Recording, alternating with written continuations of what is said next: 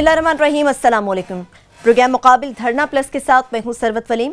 आमिर मतीन साहब और ऑफ क्लासा साहब भी हमारे साथ स्टूडियोज में ही मौजूद हैं। तहरीक इंसाफ के भरपूर एहतजाज से वफाकी हुकूमत लरज उठी है। पनामा लीक्स का मामला और खबर लीक, इस मामले पर नवाज शरीफ की हुकूमत की जानिब से देखा गया कि वो शदीद दबाव का शिकार है। वज़ीर इत्तलात परवेज रशीद की छुट्टी करा दी गई है, जबकि बाकी किरदारों के गिर्द घेरा तंग किया जा रहा है। जमहूरी दौर है जिसमें सियासी कारकुनान के खिलाफ रियासती पुलिस फोर्स का आजादाना इस्तेमाल किया जा रहा है। पुलिस फोर्स और इमरान खान की टाइगर्स इस वक्त सामने आ चुकी हैं। डंडे, आंसू गैस के शेल हों और पथराव जिसका बेदरेक इस्तेमाल भी किया जा रहा है। पीटीआई के चेयरमैन इमरान खान बनी गाला के महाज पर मोर्चा बंद हैं, जबकि परवेज खटक केपीके से ताजा फौज को लेकर इस्लामाबाद की जानिब रवाना हो चुके हैं। क्या कल परवेज खटक बनी गाला का मुहासरा तोड़ने में कामयाब हो सकेंगे? इमरान खान की 2 नवंबर के धरने में जो हिकमत अमली है, क्या वो हुकूमत को घुटने टेकने पर मजबूर कर सकती है? पीटीआई और हुकूमत की मुस्तकबिल की हिकमत अमली क्या हो सकती है? हर लम्हा हम देख रहे हैं कि सूरत हाल बदलती जा रही है। प्रोग्राम में इसी हवाले से हम बात करेंगे। आमिर साहब, आपसे शुरू करूंगी। एक कहानी जो पनामा की करप्शन से शुरू होती है और धमकी दारुल हुकूमत को बंद करने पर आकर खत्म हो जाती है। 2 नवंबर को तो बंद करना ही था, लेकिन हुकूमत ने 1 हफ्ता पहले बंद किया। रुकावटें जगह जगह खड़ी हैं, तो मुल्जिम फिर कौन ठहरा? दाद तो देना उनको इस बात की कि जो 2 नवंबर को शुरू होना था सिलसिला क्राइसिस, उन्होंने 5 दिन पहले शुरू कर दिया। और दूसरा दाद ये दें कि उन्होंने तो इस्लामाबाद बंद करने की कोशिश की थी। और ये मैं नहीं कह रहा, ये सोशल मीडिया पे मैंने कहीं जुमला पढ़ा कि उन्होंने इस्लामाबाद बंद करने की बात की थी, इन्होंने पूरा पाकिस्तान बंद कर दिया। बिल्कुल ठीक है। और उसमें जो सबसे ख़तरनाक बात की है, लोगों को उसका एहसास नहीं हो रहा और इनको बिल्कुल एहसास नहीं हो रहा, वो अटक का पुल, स्वाबी का पुल बंद करना था। ये जो है पंजाब के ये एक आईनी मसला है, ये कानूनी, इखलाकी, सियासी नहीं है। ये आईनी मसला है कि आप एक सूबे के लोगों को दूसरे सूबे में और कैपिटल में आने से रोक दें।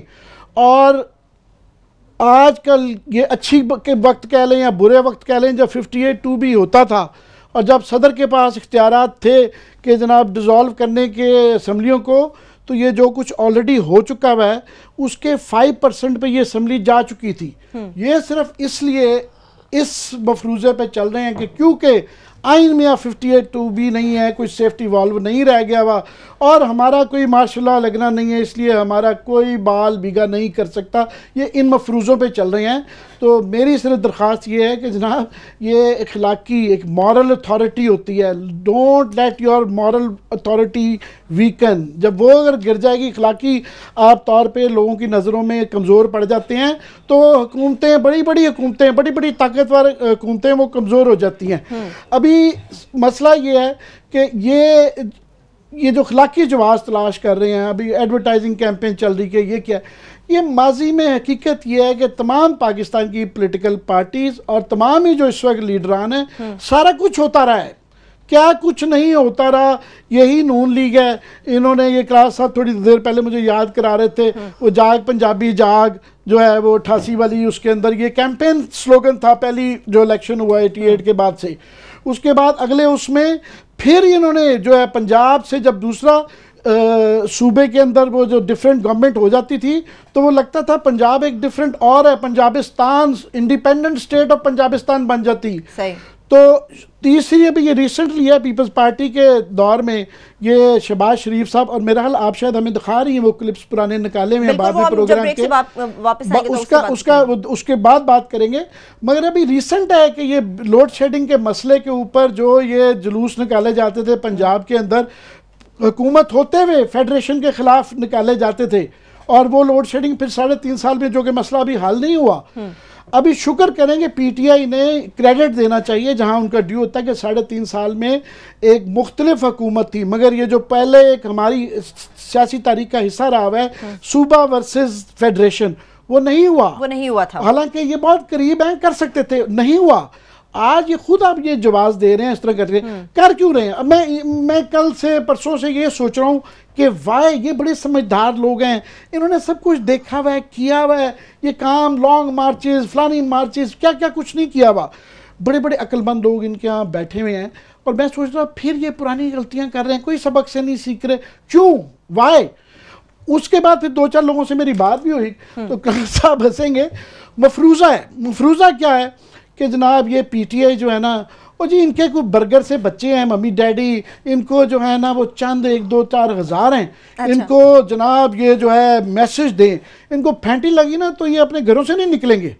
ये एक मफरूज़ है, इस पे बेस्ड ये चल रहा है। सही। दूसरा कि जनाब वो इनका कोर बड़ा छोटा है, ये जो है ना चंद लोग हैं बस, वो नहीं है और ये वो नहीं आएंगे।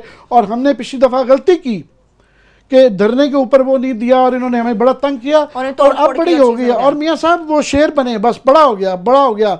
आप 3.5 साल 4.25 साल निकाल लिया और बस अब इनको बताएंगे, ये डंडे की जुबान सीखते हैं। सही। उसी उसमें जवाब दिए जा रहे हैं। मैं थोड़ी सी अपनी बात लंबी कर रहा हूँ, राज साहब से मैं चाहूँगा कि ये इस पर अपना रोशनी डालें। पर लास्टली कि उससे क्या हो रहा है कि ये बताना चाह रहे हैं, हर एक को कह रहे हैं जी कितने बंदे हैं, और जी बंदे इकट्ठे होंगे नहीं होंगे। भाई साहब इनको भूल गया है कि आजकल कैमरा जहां पहुंच जाए ना वहाँ बंदे नहीं चाहिए होते। आपको एक शॉट चाहिए, एक औरत के साथ ज्यादती हो रही है, एक उसके अभी ये जो स्वाबी के पुल के ऊपर जो हो रहा है कि एक सूबे के लोगों को, और आपने उसको एथनिसिटी का रंग दे दिया कि पख्तून्स को नहीं आने देंगे, पंजाब का बॉर्डर रुक गया। ये पाकिस्तान में ये दफन हो चुके हुए हैं मुर्दे कि ये एथनिसिटी के पंजाब वर्सेस वो है, ये दोबारा ना खड़े। ये बड़े खतरनाक, ये गवर्नमेंट की बात नहीं है, ये आप मुल्क के लिए खतरनाक कर रहे हैं और इन मफरूजों पे ना चलें, इसका आगे नुकसान है। सही है। जिस तरह से क्लासेस साहब आमिर साहब ने ये बात की है कि इस वक्त केपीके की सरहद को बाकी मुल्क से अलग कर दिया गया, रुकावटें रख के वो बंद कर दी गई, बुरहान इंटरचेंज की जानिब अब इस वक्त केपीके के वज़ीर आला का काफिला जा रहा है। अब समझते कि गैर आईनी कदम उठाया गया, इसका नुकसान किसी और को नहीं, वज़ीर आज़म की अपनी हुकूमत को होगा। ये अंडरस्टैंडिंग जो है अब मियाँ नवाज शरीफ साहब पॉलिटिक्स में हैं, अर्ली 80s से हैं। ये भी नहीं है कि चलें जी कि अब इमरान खान पे हम आके बात करते हैं ना तजर्बाकारी की कि ना तजर्बाकार है। रीज़न के पावर में कभी नहीं रहे, वज़ीर आज़म नहीं रहे, वज़ीर नहीं रहे, या उनको पावर पॉलिटिक्स का उस तरह का फर्स्ट हैंड उनके पास एक्सपीरियंस नहीं है। तो ये एक्सक्यूज़ हम इनको नहीं दे सकते कि ये एक्सपीरियंस लोग नहीं है, इन्हें इन चीज़ों की समझ नहीं है या इन चीज़ों का पता नहीं है। अब की दफ़ा जो मेरा ख्याल है मियाँ साहब से उनसे अगर हमारी अंडरस्टैंडिंग है, जो गलती हो रही है कि, और ये अब से नहीं और पिछले 3 साल से मुसलसल देख रहे हैं, अनलाइक हिज पास्ट जो प्रेसिडेंट थे, ये मियाँ साहब के बारे में मशहूर था कि ये दूसरे की बात सुनते हैं, ये इनवाइट भी करते हैं कि आप आएँ बात करें, मुझे मशवरा दें। मुझे याद है कि वहाँ पे हम इवन उसमें लंदन में जब ये एग्जाइल में थे तो हम जो जर्नलिस्ट जाते थे हमसे भी पूछते थे। मैं तो खैर हमेशा हाथ खड़ा कर देता था, अरशद शरीफ भी खड़े कर देता था कि जनाब ये हमारा काम नहीं है आपको एडवाइस करना जी। लेकिन ये सुनते थे कि जो लोग आके बैठते थे, हाँ जी आप बताएं हमें क्या करना चाहिए, या आप बताएं हमें क्या करना चाहिए। और बड़ी देर तक मियाँ नवाज शरीफ साहब में ये कैपेसिटी थी कि लोगों की बात सुनना, मशवरा लेना, करनी अपनी मर्जी होती है लीडर ने, फेयर इनफ, वो दुनिया में सारे लोग ऐसे करते हैं, सबके सुनता है। लेकिन व्यूज आप ले लेते हैं ताकि जब आप कोई फैसला करने लगे हैं तो डिफरेंट एस्पेक्ट्स जो हैं किसी भी सिचुएशन के आपके सामने होने चाहिए, ये उनकी ब्यूटी थी। अब ज़रा डिफरेंट हो गया काम, जो मैंने भी नोट किया है यहाँ पे उनके उस पर कि अब मियाँ साहब जो हैं, अब उन्होंने अपना जो साइकिल है, सर्कल जो है ना बड़ा महदूद कर दिया है। अब उनके साइकिल में इसाक डार साहब हैं जो उनके सर्कल में बैठ सकते हैं, या मरियम नवाज साहबा हैं। कुछ तीसरा बंदा मुझे फौरी तौर पर तो जहन में नहीं आ रहा, जहाँ पे की फैसले होते हैं। की एक आपकी है, ये घर की कैबिनेट है, ये इसको आप उसको वो भी नहीं कह सकते, किचन कैबिनेट भी नहीं कह सकते। किचन कैबिनेट क्या होती है कि 5-6 लोग होते हैं आपकी मेन कैबिनेट में से, आप 3-4 आप उनके ब्रेन पिक करते हैं जो आपको एडवाइस करते हैं, उनके साथ डिस्कशंस करते हैं। ये माजी में होती थी, मसलन चौधरी निसार अली खान, ये बड़े इनके करीब होते थे। अब चौधरी साहब उसका हिस्सा नहीं है किचन कैबिनेट का, वो लाख दावे करते रहे जी कि मैं बड़ा करीब, बिल्कुल नहीं है, अंदर की बातें सबको पता है, चौधरी साहब को भी पता है, उनको पता है। अब फैसले अगर इन्होंने बैठ के नवाज शरीफ साहब, उन्होंने मरियम नवाज साहबा के साथ, इसाक डार साहब के साथ बैठ के डिस्कशन करनी है। अब क्योंकि ये विक्टिम है, ये हिट होते हैं, अब इनका पर्सनल आ जाते हैं एलिमेंट। जब इमरान खान साहब जो हैं इन पर पर्सनल अटैक करते हैं तो डेफिनेटली इंसान है, गुस्सा तो आ जाता है। और मुझे उसकी बात याद आ रही है कि एक बड़ा मशहूर सी बात है कि गुस्से में किए हुए फैसले जो है ना आपको हिट बैक वो करते हैं। इसलिए वो उसकी बड़ी एक उसकी मारियो पुज़ो की लाइन है बड़ी खूबसूरत जो है गॉड फादर की, वो कहते हैं revenge is the dish best served cold, कि आपको बाज़ दफ़ा अपना जो दुश्मन है ना, मुखालिफ है, you have to sleep over him, कि इसकी स्ट्रेटजी को, इसको चीज़ों को। इमरान खान ये चाहता था, ये जो कुछ कर रहे हैं कि टिट फॉर टैट हैं, they are again following in Imran Khan trap. इन तमाम चीज़ों का फ़ायदा जो है इमरान खान को हो रहा है। इमरान ही इसका बेनिफिशियरी होगा अगर इन्होंने पावर का यूज करते रहे। अब उस जनरल मुशर्रफ ने क्या किया था इनके साथ? एक छोटी सी ब्रेक लेके वापस आ जाएं। ये जनरल मुशर्रफ के हवाले से जैसा क्लासेस साहब ने अपना एक वीडियो छोड़ा, वापस आएंगे, इस पे बात करेंगे। इसके साथ साथ इमरान खान के हवाले से जो बात की गई, इमरान खान यही चाहता था कि ये लोग अपनी ताकत का भरपूर इस्तेमाल करें ताकि उसको फायदा पहुंच सके। क्या वो ये फायदा हासिल करने में भी कामयाब हो गए? एक ब्रेक लेंगे, हमारे साथ रहिए।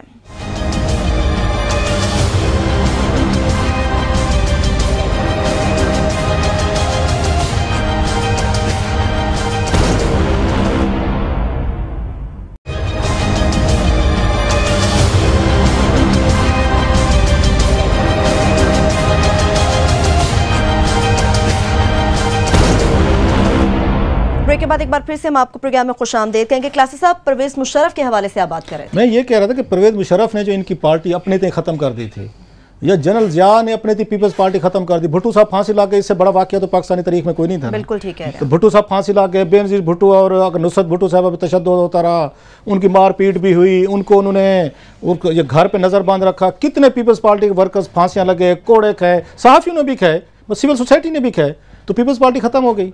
ऐसे अगेन उसके बाद इन्होंने अपनी 3 हुकूमतें बनाई है, मेरा ख्याल है 3 हुकूमतें में उसके बाद बनी, 88 की बनी, 93 की बनी और फिर 2008 में बनाई इन्होंने। Same goes for Nawaz Sharif साहब कि आप जनरल मुशर्रफ साहब ने आप पे उन्होंने एंटी टेररिज्म का ये कोर्ट में केस चलाया, उम्र कैद दी, आपके बकौल जला वतन हो गए, चले गए। आपके वर्कर्स की आधे से ज़्यादा बारात जो थी वो जाके उसके साथ बैठ गई, उसके जनरल मुशर्रफ के साथ। आप जब यहाँ पे आए थे 10 सितंबर 2007 को, आपको घसीट के हमारे सामने उन्होंने बाथरूम में बंद किया और एक तरह का, मैं वो कहना नहीं चाहता अल्फाज के, किस तरह के वो इनको लेके गए और जहाज में फेंका। आपके वर्कर्स को किसी को उन्होंने एयरपोर्ट तक नहीं आने दिया, फेंटियां लगी। बहुत सारे वर्कर्स ने, इनके लीडर ने घरों बैठ के पुलिस को बुला के गिरफ्तारियां दी। बाज यहाँ पे करने के लिए कैमरे वालों को बुलाया कि यार मेरा शार्ट ले लेना यूं करते हुए, विक्ट्री करते हुए, ताकि मैं मियाँ साहब को सेल कर सकूं। तो फिर आपकी पार्टी खत्म हो गई। मतलब मुझे समझ नहीं आती कि किस दुनिया में रहते हैं। तो आपका क्या ख्याल है कि इमरान खान को स्प्रिंग जो है ना, इस पे न्यूटन का जो 3rd लॉ ऑफ ग्रेविटी है ना, वो सब पे फिट आता है।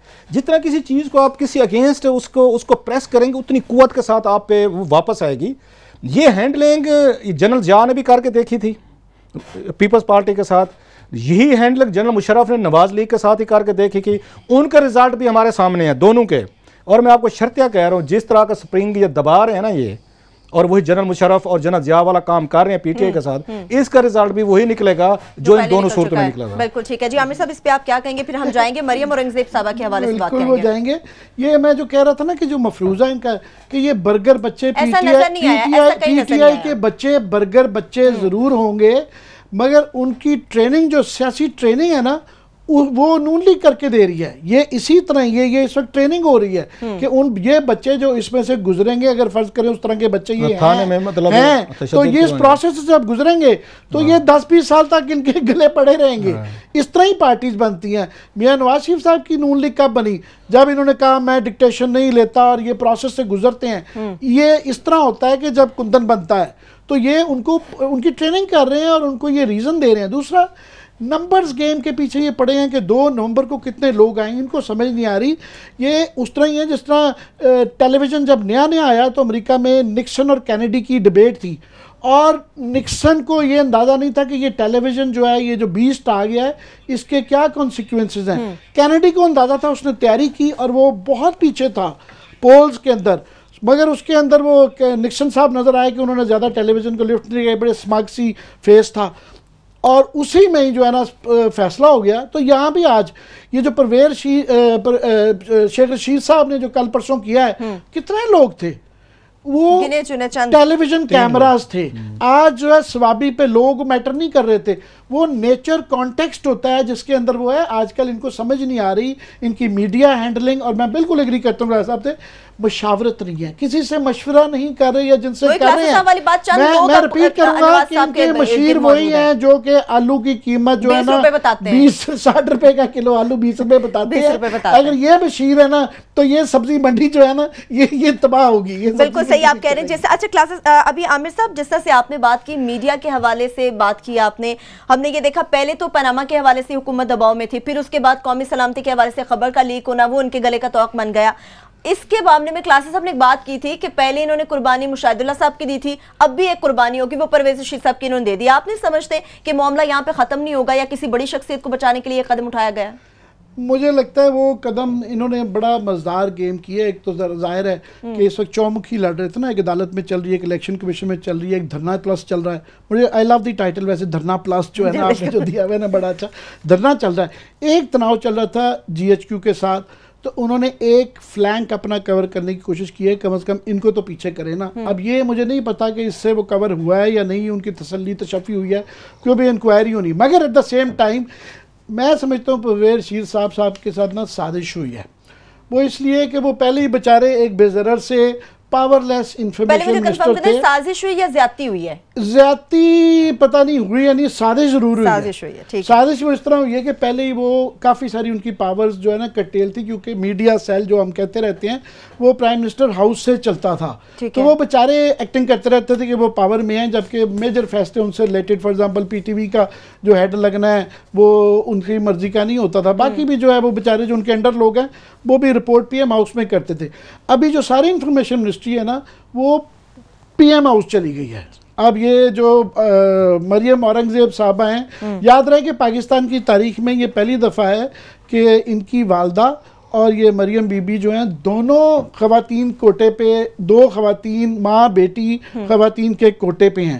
अच्छा। तो इकरार साहब वक्फे में ये गिला कर रहे थे कि इनको कोई डायरेक्टली इलेक्टेड लोग नहीं पहले तो मिलते, पहले सेनेटर थे, अभी ये कोटे के लोग आ गए। पूछ लेता हूँ, तलाल चौधरी साहब हमारे दोस्त, और दानियाल अजीज साहब, वो बेचारे जो जोर लगा रहे थे वो बड़ा जोर लगा थे, लेकिन उन्हें कुछ नहीं मिला, चीखे मार के मर गए। और वो बेचारे दानियाल हमारे दोस्त हैं, उनका जो बुरा हाल हो गया, मगर नहीं, उनका ख्याल नहीं आया, क्योंकि ये अभी हम मीडिया सेल लोग रोते रहते हैं और वो कहते हैं जी मीडिया सेल एग्जिस्ट नहीं करता। अब पूरी इंफॉर्मेशन मिनिस्ट्री मीडिया सेल बन गई है, क्योंकि ये डायरेक्टली PM हाउस के अंडर आ गई है।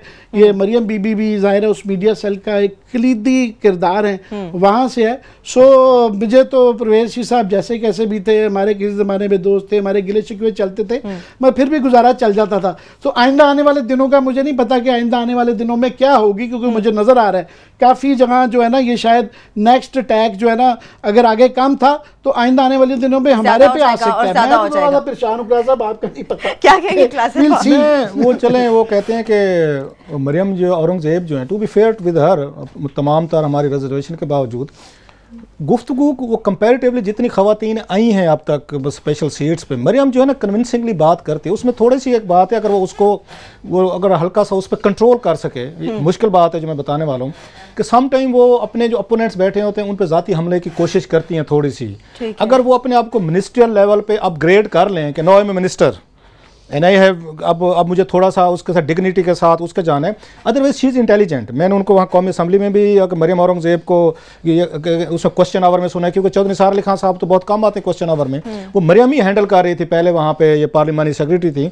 इंटेलिजेंट है मरियम औरंगजेब, इसमें कोई शक नहीं है, डिस्पाइट ऑल मी रिजर्वेशंस के वो उस पर हैं या नहीं है, हैंडल अच्छा कर लेती हैं, वो डिबेट अच्छी कर सकती हैं, इसमें कोई शक नहीं है। सो लेट्स वो कहते हैं कीप द फिंगर्स क्रॉस, कि वो आके एग्रेसिवली डील करती हैं, वो दानियाल साहब और तलाल और दीगर हमारे दोस्त जो हैं उन वाला मोड लेती हैं, या एक डिसेंट अच्छे तरीके से, जैसे हमने उनको शहरी रहमान साहब को देखा था, शहरी वाज गुड, डिबेट होती थी, वो भी बात करती थी, लेकिन वो किसी की एक जाके ना एक हद तक वो जाती थी, उसके बाद वो नहीं जाती थी, पर्सनल अटैक नहीं करती थी। इस पे था। इसमें मरियम को थोड़ी सी अपनी मेरा ख्याल मिजाज पे हल्का सा इन्हें कंट्रोल करना पड़ेगा, अदरवाइज इतना बुरा चॉइस नहीं है मेरे हिसाब से। मैं जरा आता हूँ अब इस पे परवेज़ रशीद साहब से, इन्होंने कहा साजिश हुई है।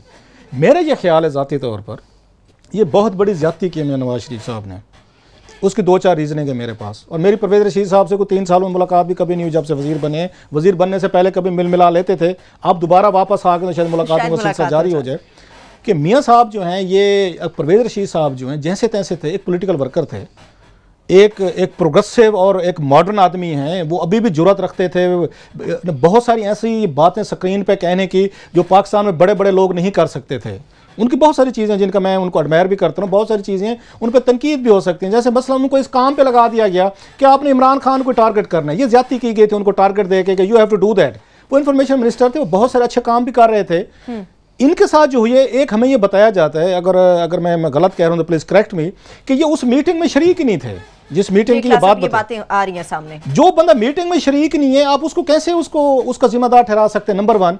नंबर 2 ये है उनकी जो परवेज रशीद साहब की है, उनको ये कहना चौधरी निसार अली खान साहब ने बड़ी ज्यादती की उस दिन उनके खिलाफ, उनके हवाले से बातें करके कि जी इनको खबर रुकवानी चाहिए थी, इन्हें मुझे बताना चाहिए था, तो मैं यहाँ से ब्रिगेड भेज देता जी, डॉन को बंद कर दो जी, ये खबर नहीं चल सकती। ऐसे नहीं होता। He is the information minister. मतलब मैं फोन करूँ उनको कि मैंने मिलना है आपसे, तो परवेज रशीद साहब तो कहेंगे कि you are journalist, please come over. Aamir Mateen के या कोई जर्नलिस्ट के, आप अपने वजीरों को डरा रहे हैं कि कल को आपने किसी उससे नहीं मिलना, आपने जर्नलिस्ट से नहीं मिलना। और तीसरा, इनको चाहिए था, अगर आपने ये खबर लगवाई है और सब जानते हैं कि ये परवेज रशीद साहब ने नहीं लगवाई, मैं कम से कम इस पर कन्विंस हूँ, ये आर्डर्स ऊपर से आए हैं। अगर आप में जुर्रत थी, अगर आप में हिम्मत थी, मियां नवाज शरीफ साहब को ये बुलेट जो है ना, ये पॉलिटिकल बुलेट, उन्हें अपने उस पे लेनी चाहिए, चेस्ट पे लेनी चाहिए। बहादुर लोग ये काम करते होते हैं। आप रिस्पॉन्सिबिलिटीज जो है ना अपनी टीम को ट्रांसफर नहीं कर रहे होते।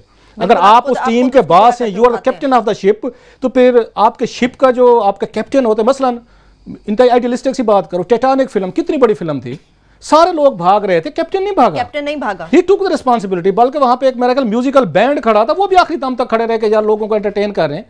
मतलब उस मिसाल को मैं लेके आता हूँ मियाँ साहब पे, you are captain of the ship. जो बातें अगर वहां पे आई हैं, और आप ये बातें निजी महफिलों में भी करते रहे हैं मियाँ साहब, इन्होंने बहुत सारे यहाँ सफवा के जो इजलास होते थे उनमें इससे ज्यादा खुल के बातें की हैं। मियाँ साहब को इस पे स्टैंड लेना चाहिए था। आपने महज उस मुशाहिदुल्लाह साहब को भी इस्तेमाल किया गया, ये भी मेरे नॉलेज में है, उनके साथ भी ज्यादती की मुशाहिदुल्लाह खान के साथ। उनको नोट्स दिए गए, पॉइंट्स दिए गए, एक बंदा अरेंज करवाया गया, उसको कहा गया इंटरव्यू दिया जाए, जो बातें सामने आई बाद में, और फिर उनको कहा गया नेपाल में कि वहाँ खटमंडो फोन करके हजूर आपने इस्तीफा देना है।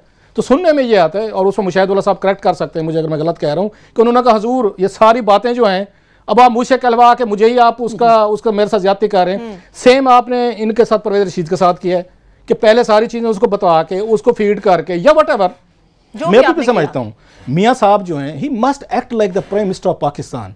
मैं आजकल बुक पढ़ रहा हूँ उसकी निक्सन की है, द लीडर्स, उसमें उन्होंने 4 से डिगाल पे लिखा है। अगेन फिर मुझे कहेंगे कि ये मैं आइडियलिस्टिक बात करूं, लीडर ऐसे दुनिया में पैदा हुए हैं। डिगाल ने ये फ्रांस की उससे उन्होंने इस्तीफा दे दिया था पार्लियामेंट से, और अपनी उसकी वजारत उज़्मा वो उनके पास प्रेसिडेंशियल नहीं था उस वक्त। उन्होंने कहा इतना कमज़ोर चीफ एग्जीक्यूटिव में बन के नहीं रहना चाहता कि मेरे पास कोई पावर नहीं है, रिजाइन करके घर चले गए थे। मियाँ साहब इससे बेहतर था आप ग्रेस दिखाएं, डिग्निटी दिखाते। आप 93 की तरह ये कह के चले जाते जी मैंने कोई डिक्टेशन नहीं लेनी, हम वही करेंगे, I am the chief executive of this country, ये लोगों ने मुझे वोट दिया है, मैं जो अच्छा बुरा समझूंगा वो मैं फैसले करूंगा। मैं आपको वो फैसले करने चाहिए थे। एक परवेज रशीद साहब जैसे एक निमाणा, हम सरायकी में कहते हैं निमाणा, एक जेंटलमैन। 3 चीजें ऐड करी, मैं क्विकली चौथी ऐड कर दूं क्विकली, कि चौथी ये कि परवेज रशीद साहब के कहने पे खबर रुकती नहीं है। मुझे कहें या एडिटर से कहें कि जी रोक दें, परवेज रशीद साहब नहीं रोक सकते। बिल्कुल एक छोटी सी, और टाइटैनिक की मिसाल बड़ी अच्छी मजेदार दी है। बिल्कुल एक छोटी सी हम ब्रेक लेते हैं। जिस तरह से हम जानते हैं क्लासेस साहब और आमिर साहब के पास बड़ी अंदर की खबरें होती हैं, परवेज रशीद साहब उस मीटिंग में मौजूद नहीं थे। क्या इसके पीछे कोई अहम और बड़ी शख्सियत है जिसको बचाने के लिए परवेज रशीद साहब को कुर्बानी के लिए सामने रखा गया? एक ब्रेक लेंगे, वापस आएंगे, बात करेंगे, हमारे साथ रहिए।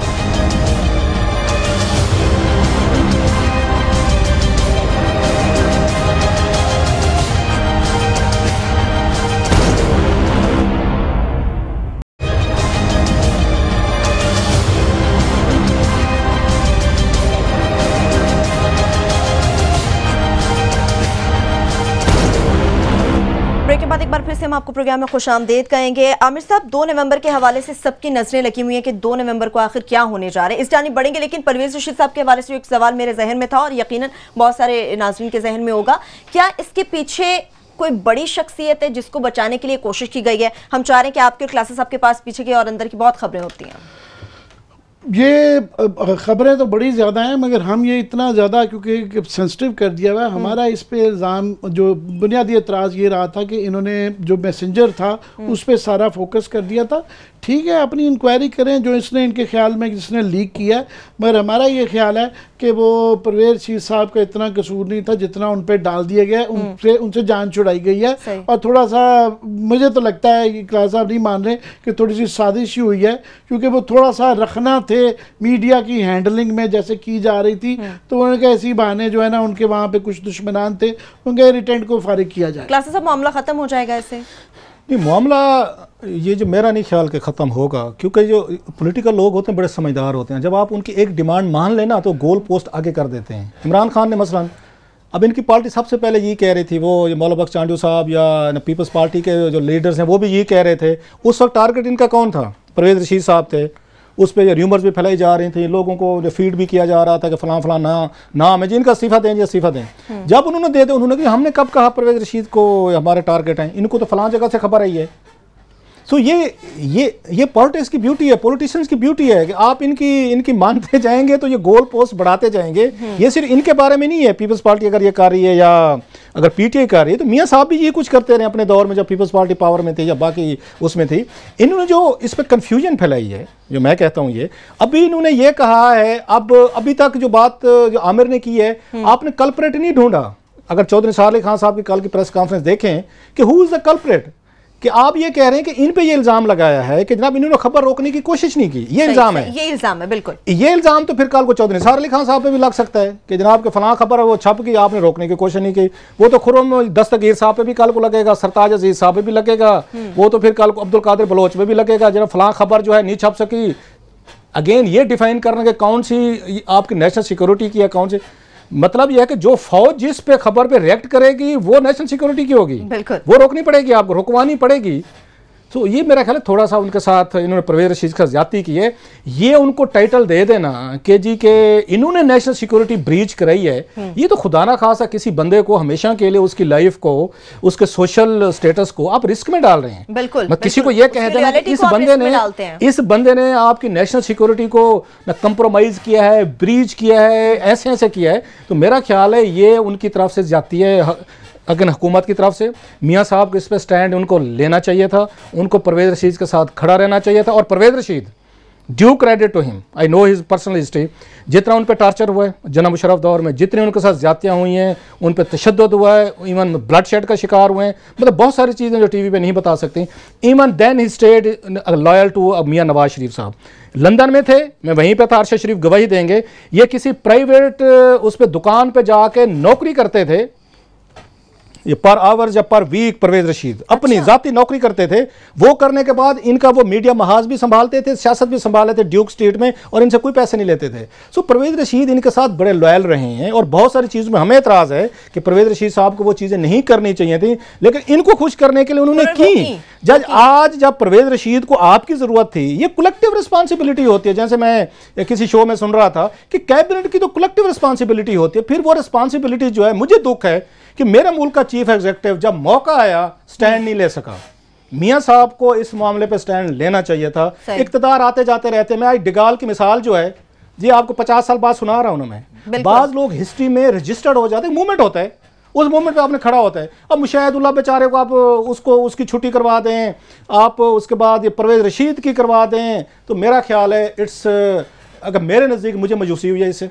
इनको चाहिए था कि अगर जब आपने को लेनी होती ना गोली, बहादुर लोग जो होते हैं ना वो फिर सीने पे लेते होते हैं, वो इधर उधर दाएं बाएं से दो चार मेरे जैसे पकड़ के आगे नहीं कर सकते कि जी कि बादशाह सलामत को बचाएं, सीना तान के खुद आप सामने वो नहीं है। लेकिन इसको लास्टली ये लोग वो कर सकते होते हैं जिनके अपने हाउस इन ऑर्डर होता है, हाउस इन क्लीन होता है, क्लीन लोग जो चीजें करते होते हैं। बिल्कुल मियाँ साहब जो हैं अगर चीफ एग्जीक्यूटिव हैं, फैसले करने हैं, then he should act as a pope. वही वाली बात जो मैं बार बार कहता हूँ कि सीजर की बीवी पे तो शक भी नहीं होना चाहिए कि वो गलत कर सकती है, कि जो हुक्मरान पे तो उसको छोड़ दें कि हुक्मरान पे शक होना, उसकी बीवी पे भी आपको शक नहीं होना चाहिए कि ये कोई गलत चीज करेगी, में कोई कमी आ सकती है। इस सारे धरने की सूरत हाल में आमिर साहब आज जिस खबर पे जाके नजरें रुकी, यकीनन सूरत हाल तो बदल रही थी, वो थी गवर्नर राज के हवाले से। आज हमने देखा कि खबर टीवी पे आ रही है, इकबाल जफर जगड़ा साहब ने कुछ अहम मुलाकातें की हैं।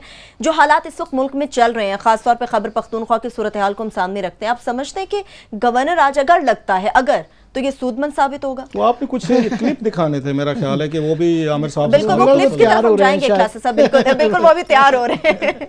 वो मेरा ख्याल है ये ऐसी डराने की बात बहुत बेवकूफ़ाना बात है कि आप इस तरह का, और ख़ास तौर पे ये वो जरदारी साहब ने कोशिश पंजाब में की थी, वो बैकफायर कर गई थी, और अभी इस वक्त वहाँ पे एक फाटा के अंदर एक ऑलरेडी अभी भी वो ज़रबा ख़त्म नहीं हुई है। ऐसी सिचुएशन में वो ज़माने गए जब फाख्ता वाले मियां खलील फाख्ता वाले के ये इस तरह का आसानी, मेरा वो एक गिमिक था, इनका डराने की कोशिश की जा रही है, इनमें वो जुर्रत नहीं है। बुनियादी बात ये है कि इमरान खान के इनके स्टेक्स बहुत ज़्यादा हाई हैं, he has nothing to lose. उनकी एक केपी में गवर्नमेंट है, वो जाए ना जाए कोई फ़र्क नहीं पड़ता, इनका सारा कुछ दाव पे है। इनकी सिर्फ 2 हुकूमतें दाव पे नहीं है, इनका सारा पॉलिटिकल करियर, इनकी पार्टी, इनका ख़ानदानी विरसा, दौलत, मकान, सब कुछ गिरवी पे लगा है। इनके स्टेक्स बहुत ज़्यादा हैं। सो इसलिए मेरा ख्याल ये बौखला गए, इनको समझ नहीं आ रहा, आई बॉल्स की जंग इनसे नहीं लड़ी जा रही है कि ये फॉर एग्जाम्पल एड से काम नहीं चलेगा या हमारे पे जोर करने से काम नहीं चलेगा। वो देखें ना, वो आज पुशअप्स ही निकालते रहे सारे कैमरे, उनको आता है, उनको क्रेडिट आता है कि उनको कैमरे को अट्रैक्ट करना आता है। वो 4 लोग जो है वो बनीगाला के बाहर खड़े हो जाते हैं, कैमरे उधर चलते हैं। सही है, तो इनको ये समझ नहीं आ रही। मैं आपसे बात काट रहा हूँ, आपको तरस नहीं आ रहा पीपल्स पार्टी पे कि इसके जाले, इसके लीडर पे हम जाएंगे घर बैठे। पीपल्स पार्टी के हवाले से क्लासेस साहब, माजी के चूंकि ये सारा तूफान करप्शन की वजह से बरपा है, साबिका हुकूमत को किस तरह से वज़ीर आला पंजाब जो मौजूदा है शहबाज शरीफ साहब, उनकी जानिब से टारगेट किया गया, और चौधरी साहब भी इस हवाले से क्या ख्यालात रखते हैं, वो पहले आपको सुनाते, फिर पीपल्स पार्टी की गवर्नमेंट की तरफ भी जाएंगे। ये गवर्नर और ये पंजाब का आईजी ख्वाजा फारूक और ये सेनेटर बकार और ये खुद सलमान तासीर और रहमान मलिक और अब भट्टू भी इसमें शामिल हो गया है। भट्टू, ये कौन तुम्हारा चिट्ठू बना देगी अगर तुमने ये काम किया।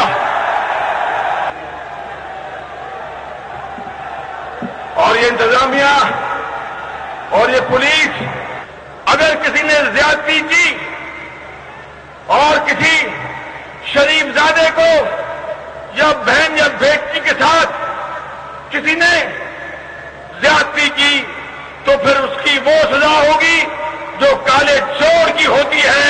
हम किसी का लिहाज नहीं करेंगे।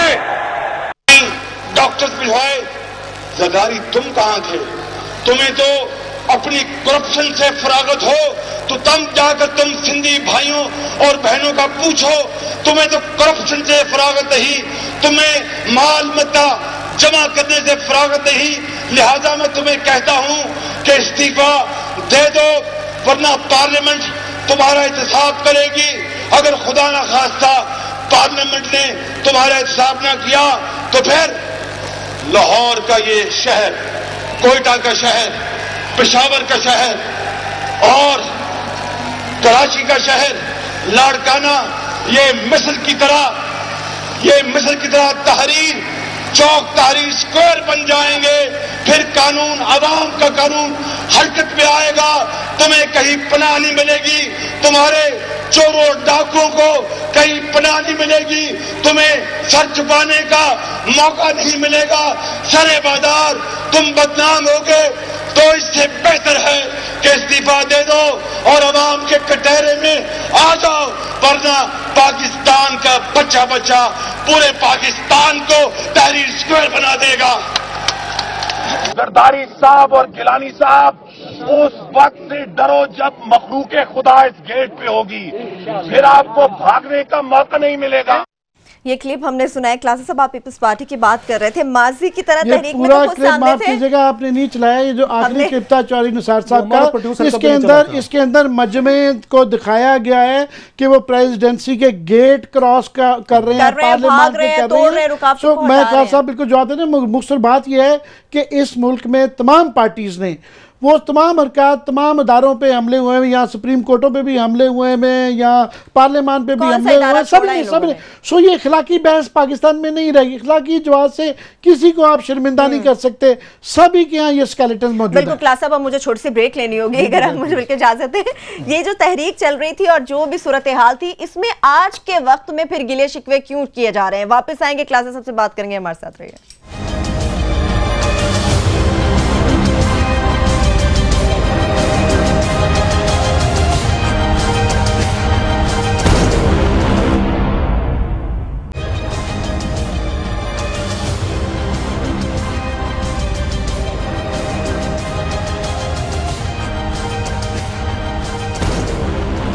ब्रेक के बाद बाद एक बार फिर से हम आपको प्रोग्राम में खुशामदीद कहेंगे। इस वक्त सीनियर कानूनदान डॉक्टर बाबर अवान साहब हमारे से टेलीफोन लाइन पर मौजूद है। डॉक्टर साहब, आपको अपने प्रोग्राम में खुशामदीद कहेंगे।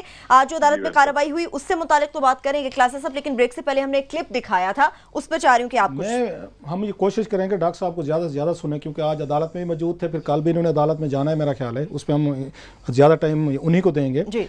मैं सिंपली एक कमेंट करूंगा, अभी हमने जो क्लिप चलाया है ये कल वो हम चौधरी निसार वाला लंबा क्लिप है, वो हमारे उससे प्रोड्यूसर साहब से एडिट वो हो गया, उसको कल पूरा चलाएंगे कि कैसे हमला हो रहा है ऐवान सदर पे जहां जरदारी साहब बैठे हैं, हमला हो रहा है बाकायदा, वो दिखाएंगे कल सारा। इसमें इंपॉर्टेंट चीज़ ये है कि आप उन शहबाज शरीफ साहब की गुफ्तगू सुने। उस वक्त वो फेडरेशन पे हमला कर रहे थे, अब फेडरेशन जो है वो सूबे पे हमला फरमा रही है। ये हर दौर में सच्चे होते हैं अल्लाह के फजल से। जिस दौर में ये हूँ, जब ये तकरीरें फरमा रहे थे, आपने तकरीर सुनी जिस तरह की लैंग्वेज इस्तेमाल हो रही थी, अभी तो वो नहीं दिखाया जो वो मशहूर ज़माना डला गए कि गवाल मंडी की सड़कों पे जरदारी साहब को घसीटना था। अभी इन्होंने वो घसीटने वाला तो वो खैर लोग सुनते रहते हैं। सो इनकी समझदारी देखें। जब पंजाब के चीफ मिनिस्टर थे उस वक्त उनकी आपने टोन टेनर और स्टाइल देख लिया। जब आज यहाँ पे इन सेंटर में इनके भाई साहब बैठे हुए हैं, तो जो कुछ आज वहाँ पे इन्होंने किया है उस पे पुल पे और जैसे चीफ मिनिस्टर के साथ वो सलूक है वो सामने है। सो इसके बाद क्या रहता है, मेरा ख्याल डॉक्टर साहब से पूछें। डॉक्टर साहब अस्सलाम वालेकुम। वालेकुम अस्सलाम जनाब। Sir thank you very much, आपने बड़े शॉर्ट नोटिस पे हमें ज्वाइन किया। सर अदालत में आज मौजूद थे आप, कोई थोड़ा सा उसका भी हमें बताएं, और कल की कोई हिकमत अमली, कल मेरा ख्याल है आप इसको चैलेंज करने जा रहे हैं, सुप्रीम कोर्ट में पेशी भी है कल। सर ये दो जगह चैलेंज होगा जी, कुछ चीजें हाई कोर्ट में जा रही हैं, कुछ सुप्रीम कोर्ट में भी जा रही हैं, पहली बात ये। और आज जो हुआ उसकी मेन बात ये है कि एक चौक प्रपोज हुआ कि जी इस्लामाबाद में डेमोक्रेसी चौक किसी जजमेंट में आया है जो मैंने नहीं पढ़ी, वहां जाके करें, वो 0 पॉइंट के करीब है। और ऐसा तो मैंने इनको भी कहा था कि जो लंदन के अंदर जहाँ से रिट शुरू हुई है वहां भी वो ये नहीं कहते कि आप सड़क पे मत आए, हुकूमत हौसले का मुजाहरा करती है, ट्रैफिक भी चलती रहती है और साइड एक रख ली जाती है जिसमें लोग जुलूस करते हैं और मिलियंस के हिसाब से जुलूस निकलते हैं।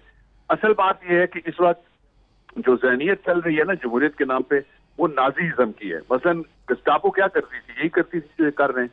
इन्होंने एक पैरामिलिट्री फोर्स खड़ी की हुई है इस वक्त, जो जिसको फ्रंटियर कॉन्स्टेबलरी कहा जा रहा है। आपने देखा किस तरह से निहत्ते लोगों को उन्होंने गोरड़ा से मारना शुरू किया।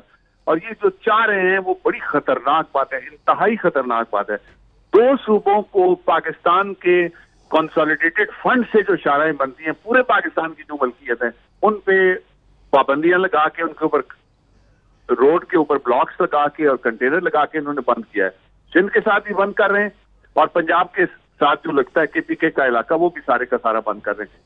अच्छा, फिर दूसरा देखिएगा कि इससे फायदा ये किसको देना चाहते हैं। ये गेम ये है, खुलासा साहब और आमर वसीम साहब और सरवत साहिबा, गेम ये है कि इनके साथ जो बैठे हुए हैं, जो उस इलाके में नाकाम लोग हैं और नेशनलिस्ट हैं, उनको कामयाब बनाने के लिए, वो सारे के सारे आप नाम ले लीजिए ना जी, जिन लोगों ने पाकिस्तान के खिलाफ बयानात दिए, जिन लोगों ने फ्लोर ऑफ द हाउस के ऊपर खड़े होकर बयानात दिए, नारे मारे, उनके लिए कोई जगह नहीं थी इस इलाके में। वो जगह पर आ रहे हैं कि जी देखिए पठानों को तो पंजाब में जाने नहीं दे रहे, इस्लामाबाद में तो पठानों को जाने की इजाजत ही कोई नहीं है, और जो उनका मुंतखब वज़ीर आला है उसके साथ क्या सलूक किया जा रहा है।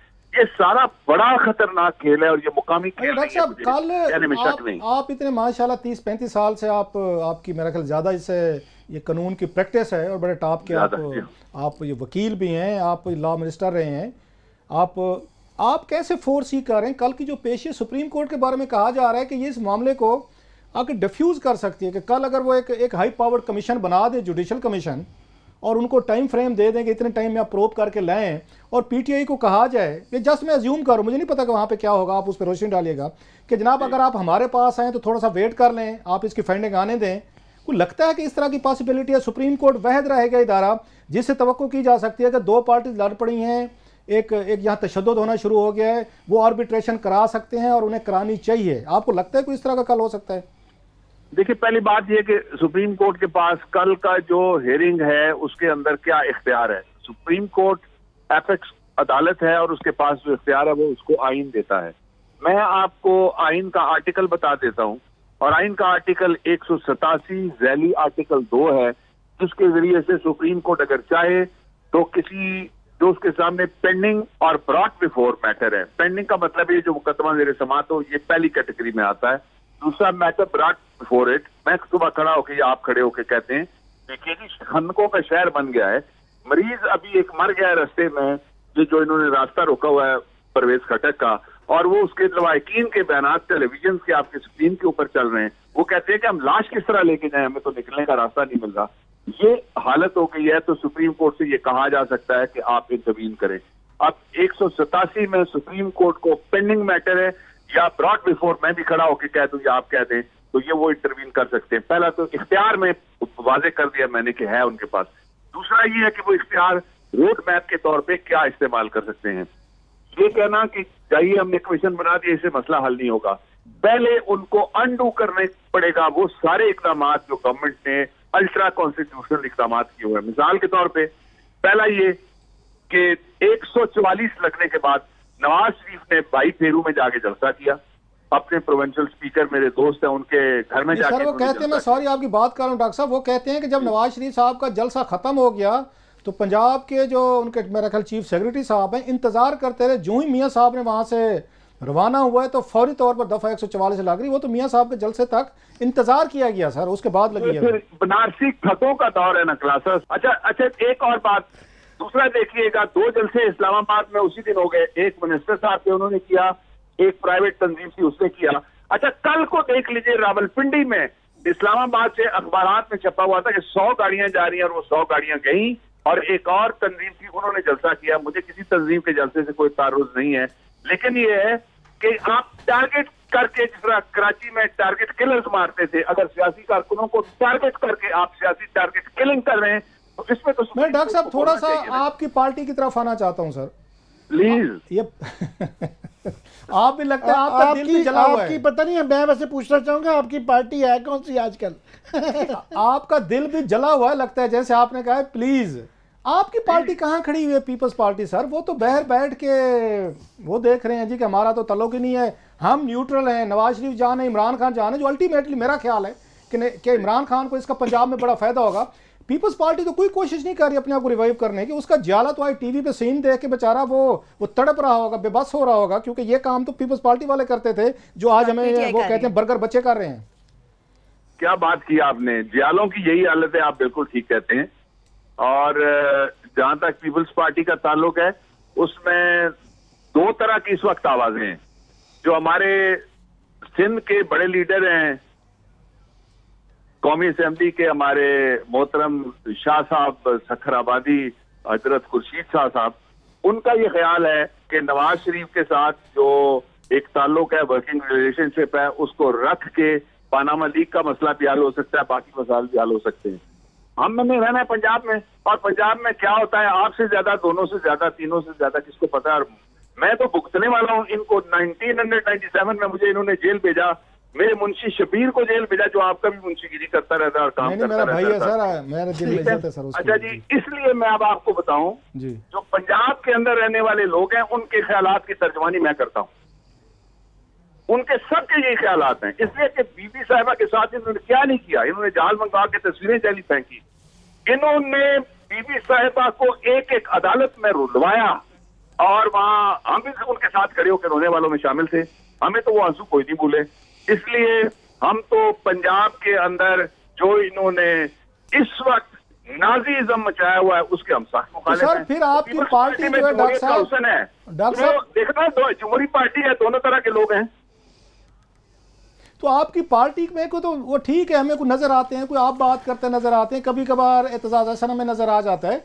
बाकी तो सारे यही कह रहे हैं कि जनाब पार्टी तबाह होती है, हो जाए तो मुका जो हमने किया हम तो नहीं करने देंगे। पब्लिक अकाउंट्स कमेटी में मैंने देखा है जितने बड़े स्कैंडल गए हैं वो सारे के सारे क्लीन चिट लेके आ रहे हैं। ऐसे कौमी असम्बली में हम देख रहे हैं, सेनेट में अभी भी हमें कुछ लगता है कि कुछ लोग हैं, आप हैं, सईद गनी साहब हैं, फरहतुल्लाह बाबर साहब हैं, कुछ और लोग हैं कि कुछ अपोजिशन एतजाज ऐसा है, कुछ हमें नजर आता है। तो आपको कौमी असम्बली तो फारग है सारी की सारी जी। उसका सबब है ना जी, हर चीज पे अगर मैच फिक्सिंग शुरू हो जाएगी और स्पॉट फिक्सिंग शुरू हो जाएगी। कौन कर रहा है डॉक्टर साहब मैच फिक्सिंग और स्पॉट फिक्सिंग? सर कौन कर रहा है? सर पूरी पार्लियामेंट इसमें शरीक है, मैं अपने आप को भी इल्जाम देता हूँ। अपनी पार्टी को आप बचा गए हैं, सकते तो मैं कैसे बच सकता हूँ? डॉक्टर साहब बड़ी समझदारी से आप अपनी पार्टी को बचा गए। पीपल्स पार्टी का नाम नहीं लिया आपने।